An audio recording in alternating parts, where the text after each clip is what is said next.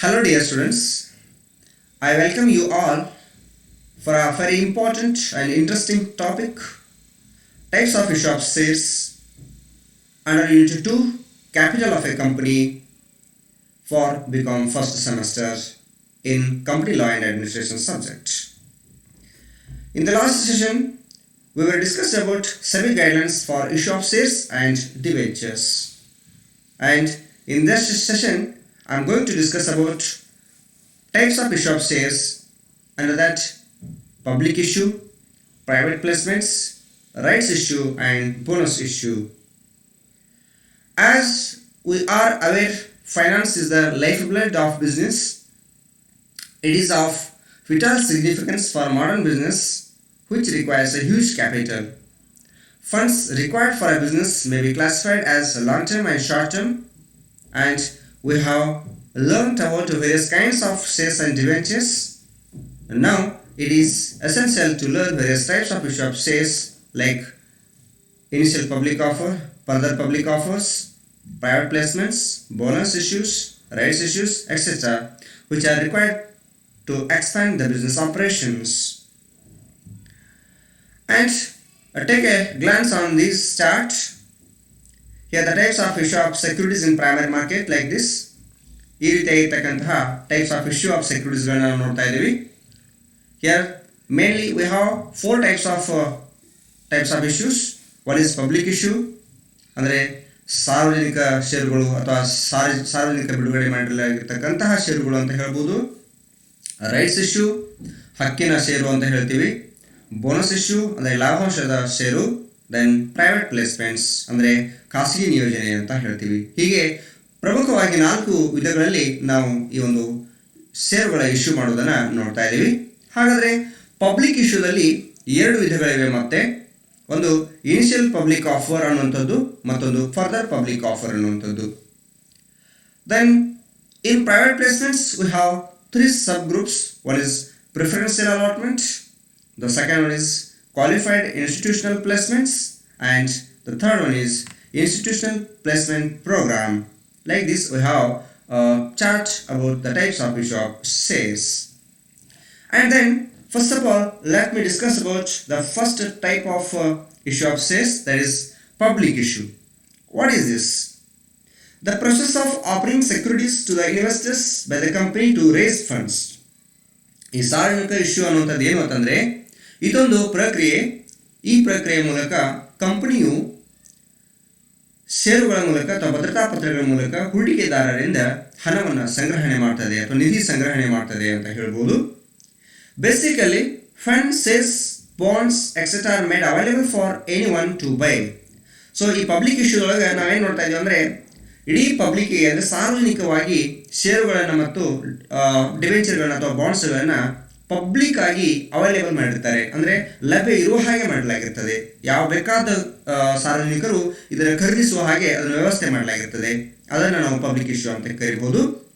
The main purpose of the public issue is to raise money through public and gets shares listed at any of the recognised stock exchanges in India. ಈ public ಇಶ್ಯೂದಲ್ಲಿ ನಾವು ಪ್ರಮುಖವಾಗಿ ಏನು ನೋಡ್ತಾ ಇದ್ದೀವಿ ಅಂತಂದರೆ, ಇವರ ಉದ್ದೇಶ ಹಣವನ್ನು ಸಂಗ್ರಹಣೆ ಮಾಡೋದು ಸಾರ್ವಜನಿಕರ ಕಡೆಯಿಂದ, ಮತ್ತು ಹಾಗೆ ಇಶ್ಯೂ ಮಾಡಲಾಗಿರ್ತಕ್ಕಂಥ ಷೇರುಗಳನ್ನು ನಮ್ಮ ದೇಶದಲ್ಲಿರುವಂತಹ ಯಾವುದಾದ್ರೂ ಒಂದು ಷೇರು ವಿನಿಮಯ ಕೇಂದ್ರದಲ್ಲಿ ಅದನ್ನು ಲಿಸ್ಟಿಂಗ್ ಮಾಡೋದು, ಅಂದರೆ ಅದನ್ನು ಗುರುತಿಸೋದು ಅನ್ನುವಂಥದ್ದನ್ನು ಇಲ್ಲಿ ನಾವು ನೋಡ್ತಾ ಇದ್ದೀವಿ. Then there are 2 types of public issues. One is initial public offers and the second one is follow up of public offer, or is also called as a subsequent public offer or further public offer. Then ಹಾಗಾದರೆ initial public offer ಅಂದರೆ ಏನು? Initial ಅಂದರೆ ಆರಂಭದಲ್ಲಿನೇ ನಾವು ಸಾರ್ವಜನಿಕವಾಗಿ ಬಿಡುಗಡೆ ಮಾಡಲಾಗಿರ್ತಕ್ಕಂತಹ ಷೇರುಗಳು ಅಂತ ಹೇಳ್ತೀವಿ. ಫರ್ದರ್ ಪಬ್ಲಿಕ್ ಆಫರ್ ಅಂದರೆ ಇಲ್ಲಿ ನಂತರದ ಹಂತದಲ್ಲಿ, ಅಂದರೆ ಫಸ್ಟ್ ಟೈಮ್ ಷೇರುಗಳು ಇಶ್ಯೂ ಮಾಡಲ್ಲ ಆ ಒಂದು ಕಂಪನಿ, ನಂತರದ ಹಂತದಲ್ಲಿ ಸಬ್ಸಿಕ್ವೆಂಟ್ ಆಗಿ ಇಶ್ಯೂ ಮಾಡಲಾಗಿರ್ತಕ್ಕಂತಹ ಷೇರು ಇದಾಗಿರ್ತದೆ. Here initial public offerings refers to the selling of shares by a private company to the public for the first time. ಮೊದಲ ಬಾರಿಗೆ ಒಂದು ಕಂಪನಿಯು ಸಾರ್ವಜನಿಕರಿಗೆ ತನ್ನ ಷೇರುಗಳನ್ನು ಬಿಡುಗಡೆಗೊಳಿಸಿರ್ತದೆ ಖರೀದಿ ಮಾಡಲು. Initial public offerings is A source of funds raised from the primary market. ಇದು ಪ್ರಾಥಮಿಕ ಮಾರುಕಟ್ಟೆಯಿಂದ ನಾವು ಹಣವನ್ನು ಸಂಗ್ರಹಣೆ ಮಾಡೋಕ್ಕೆ ಇರತಕ್ಕಂಥ ಒಂದು ವ್ಯವಸ್ಥೆ ಅಂತ ಹೇಳ್ಬೋದು. And about the further public offers, we can say that all subsequent public offerings are known as follow-on public offerings or secondary market offerings or further public offers.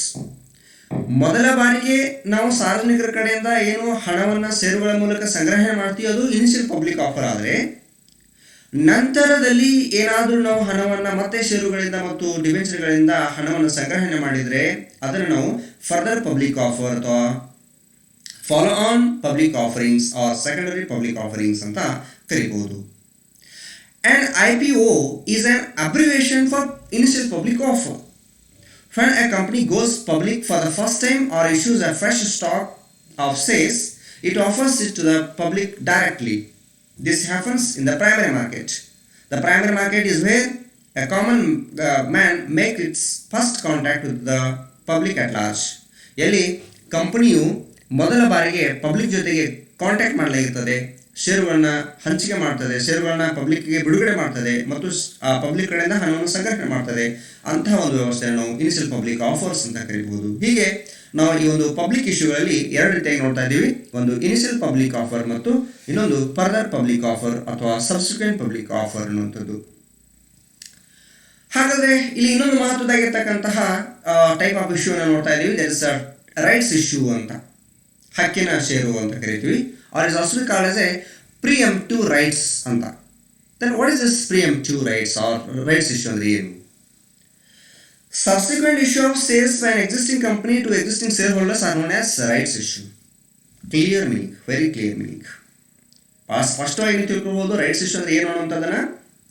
ಯಾವುದಾದ್ರೂ ಒಂದು ಚಾಲ್ತಿಯಲ್ಲಿರುವಂತಹ ಕಂಪನಿಯು ತನ್ನ ಚಾಲ್ತಿಯಲ್ಲಿರುವಂತಹ ಷೇರುದಾರರಿಗೆ ಮತ್ತೆ ಮತ್ತೆ ಷೇರುಗಳನ್ನು ಇಶ್ಯೂ ಮಾಡಿದರೆ ಅದನ್ನು ಹಕ್ಕಿನ ಷೇರು ಅಂತ ಕರಿತೀವಿ. ಅಂದರೆ ಇಲ್ಲಿ ಹೊಸ ಷೇರುದಾರರಿಗೆ ಆ ಒಂದು ಷೇರನ್ನು ಇಶ್ಯೂ ಮಾಡಲಾಗಿರೋಲ್ಲ, ಇರುವಂತಹ ಷೇರುದಾರರಿಗೆ ಮತ್ತೆ ಷೇರುಗಳನ್ನ ಹಂಚಿಕೆ ಮಾಡಲಾಗಿರ್ತದೆ.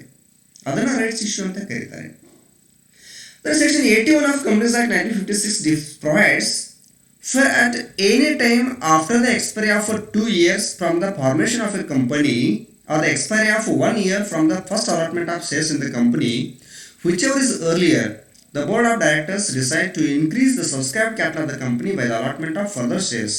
Then such further shares shall be offered to the existing shareholders proportionately to their equity holdings on that date. ಅಂದರೆ ಇಲ್ಲೇನಾಗ್ತದೆ, ಈಗಾಗಲೇ ಇರುವಂತಹ ಷೇರುದಾರರಿಗೇ ಕಂಪನಿಯು ಮತ್ತೆ ಷೇರುಗಳನ್ನ ಹಂಚಿಕೆ ಮಾಡ್ತದೆ. ಹೇಗೆ ಹಂಚಿಕೆ ಮಾಡಬೇಕು ಅನ್ನೋದು ನೋಡೋದಾದರೆ, ಈ ರೀತಿಯಾಗಿರ್ತಕ್ಕಂಥ ಹಂಚಿಕೆ ಮಾಡಬೇಕಾದ್ರೆ ಕನಿಷ್ಠ ಕಂಪನಿಯು ಪ್ರಾರಂಭವಾಗಿ ಅಥವಾ ಕಂಪನಿಯು ರಚನೆಯಾಗಿ 2 ವರ್ಷ ಕಳೆದಿರಬೇಕು, ಅಥವಾ ಕಂಪನಿಯು ತನ್ನ ಷೇರುಗಳನ್ನು ಪ್ರಥಮ ಷೇರುಗಳೇನು ಅಲಾಟ್ಮೆಂಟ್ ಇರ್ತದೆ ಆ ಫಸ್ಟ್ ಅಲಾಟ್ಮೆಂಟ್ ಮಾಡಿ 1 ವರ್ಷದ ನಂತರ ಈ ರೀತಿಯಾಗಿರ್ತಕ್ಕಂಥ ಷೇರುಗಳನ್ನು ಇಶ್ಯೂ ಮಾಡೋಕ್ಕೆ ಅವಕಾಶ ಇರ್ತದೆ.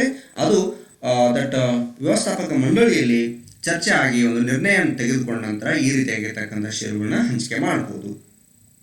ಹಾಗಾದರೆ ಇದನ್ನ ಹಂಚಿಕೆ ಮಾಡಬೇಕಾದ್ರೆ ಯಾವ ಥರ ಹಂಚಿಕೆ ಮಾಡ್ತಾರಪ್ಪ ಅನ್ನೋದು ನೋಡೋದಾದರೆ, ಈಗಾಗಲೇ ಎಕ್ಸಿಸ್ಟಿಂಗ್ ಆಗಿರ್ತಕ್ಕಂಥ ಶೇರ್ ಹೋಲ್ಡರ್ಸ್ಗೆ ಪ್ರಪೋರ್ಷನೇಟ್ ಆಗಿ ಹಂಚಿಕೆ ಮಾಡಲಾಗಿರ್ತದೆ. ಸೊ 1:1, 1:2:1, 3:1 ಈ ರೀತಿ. ಅಂದರೆ 1 ಶೇರಿಗೆ 1 ಶೇರನ್ನು ಹೊಸ ಶೇರ್ ಕೊಡೋದು, ಈಗಾಗಲೇ 2 ಶೇರ್ ಇದ್ದು ಅಂತಂದರೆ ಅವ್ರಿಗೆ 4 ಶೇರ್ಗಳನ್ನು ಕೊಡೋದು, ಈ ರೀತಿ. ಅಂದರೆ ಅವ್ರದ್ದೇ ಆಗಿರ್ತಕ್ಕಂಥ ಒಂದು ದಟ್ ಡಿಸಿಷನ್ಗಳನ್ನು ತಗೊಂಡು ಆ ರೀತಿಯಾಗಿ ಶೇರ್ಗಳ ಹಂಚಿಕೆ ಮಾಡ್ತಿರ್ತಾರೆ. ಅದನ್ನು ರೈಟ್ಸ್ ಇಶ್ಯೂ ಅಂತ ನಾವು ಕರಿಬಹುದು. ದೆನ್ ಇನ್ನೊಂದು ಅತ್ಯಂತ ಪ್ರಮುಖವಾಗಿರ್ತಕ್ಕಂತಹ ಷೇರು ಅದು ಬೋನಸ್ ಶೇರ್ಸ್ ಅಥವಾ ಬೋನಸ್ ಇಶ್ಯೂ ಅನ್ನೋದು, ಅಂದರೆ ಲಾಭಾಂಶದ ಷೇರು ಅಂತ ಕರೀತಾರೆ ಇದಕ್ಕೆ. Bonus shares are additional free shares issued to the shareholder by the company. Profitable companies in India issue bonus shares. These are additional shares issued given the shareholders without any cost to existing shareholders. ಈ ರೀತಿಯಾಗಿರ್ತಕ್ಕಂಥ ಲಾಭಾಂಶ ಷೇರುಗಳು ಅಂತದೇನಿದೆ, ಇದು ಹೆಚ್ಚು ಲಾಭ ಮಾಡ್ಕೊಳ್ತಕ್ಕಂಥ ಕಂಪನಿಗಳು ತನ್ನ ಷೇರುದಾರರಿಗೆ, ಅಂದರೆ ಈಗಾಗಲೇ ಇರುವಂಥ ಷೇರುದಾರರಿಗೆ ಲಾಭಾಂಶದ ಬದಲಾಗಿ ಈ ರೀತಿಯಾಗಿರ್ತಕ್ಕಂತಹ ಷೇರುಗಳನ್ನು ಇಶ್ಯೂ ಮಾಡ್ತಾರೆ. ಅಂಥವುಗಳನ್ನ ಲಾಭಾಂಶದ ಷೇರುಗಳು ಅಂತ ಕರಿಬಹುದು. Free shares of stock given to current shareholders based upon the number of shares that the shareholder owns. While this stock action increases the number of shares owned, it does not increase the total value. This is due to the fact that since the total number of shares increases, the ratio of number of shares held to the number of shares outstanding remains constant.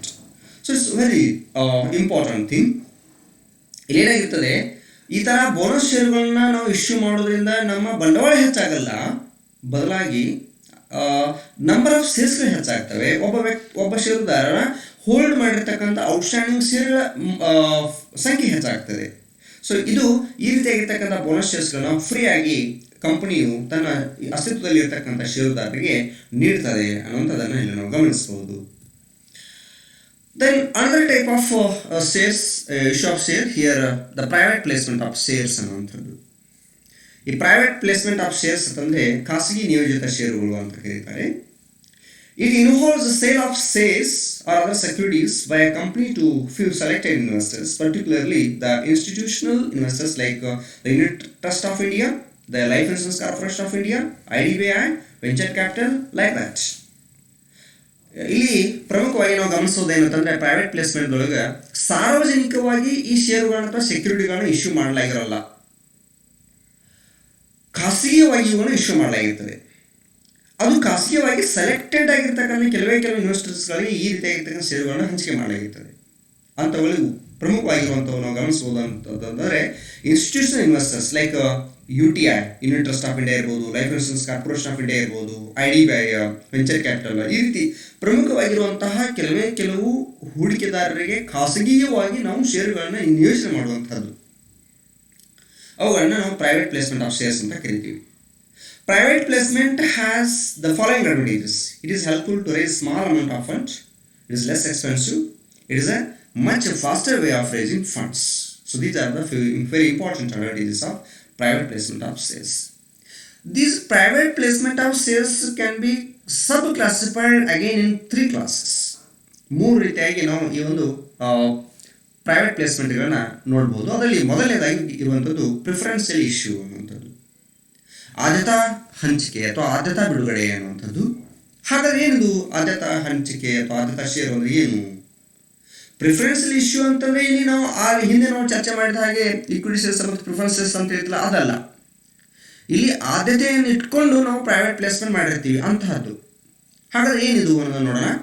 Preferential issue means issuance of equity shares to the promoters group or selected group of persons or any investors on private placement basis. ಖಾಸಗಿ ನಿಯೋಜನೆಯ ಆಧಾರದ ಮೇಲೆ ಕೆಲವು ವ್ಯಕ್ತಿಗಳಿಗೆ ಅಥವಾ ಪ್ರವರ್ತಕರಿಗೆ ಅಥವಾ ಪ್ರವರ್ತಕರ ಗುಂಪಿಗೆ ಅಥವಾ ಕೆಲವು ಆಯ್ದ ವ್ಯಕ್ತಿಗಳಿಗೆ, ಹೂಡಿಕೆದಾರರಿಗೆ ನಾವೇನಾದರೂ ಆದ್ಯತೆಯನ್ನು ಇಟ್ಕೊಂಡು ಇವರಿಗೆ ಫಸ್ಟ್ ಕೊಡಬೇಕು ಅಂಥೇಳಿ ಆದ್ಯತೆಯನ್ನು ಇಟ್ಕೊಂಡು ಪ್ರಾಶಸ್ತ್ಯ ಕೊಟ್ಟು ಅವರಿಗೆ ನಾವೇನು ಇಶ್ಯೂ ಮಾಡ್ತೀವಲ್ಲ ಅದನ್ನು ಪ್ರಿಫರೆನ್ಷಿಯಲ್ ಇಶ್ಯೂ ಅಂತ ಕರಿತೀವಿ. Thus, if offer is made to persons who are not members of company, selected members of company, members in disproportionate manner, not a pro rata, such an offer shall be called preferential issue.